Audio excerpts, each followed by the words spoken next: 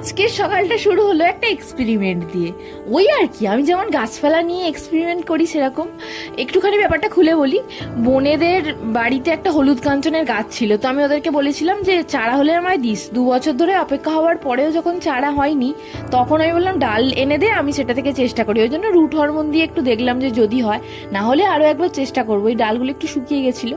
আর এই গাছটা ওই হার্বাল ট্রি না কিছু বলে না, একটা ধান গাছের মতো দেখতে হয়, ওই গরম জলের মধ্যে দিয়ে চায়ের মতো খেতে হয়। তো মামার বাড়ির থেকে গাছটা এসেছে। মা ওই জন্য বলছে কবে লাগাবি, গাছটা মরে যাচ্ছে, শুকিয়ে যাচ্ছে। ওই জন্য ব্যস্ত হয়ে তাড়াতাড়ি আগে গাছ লাগাতে গেলাম।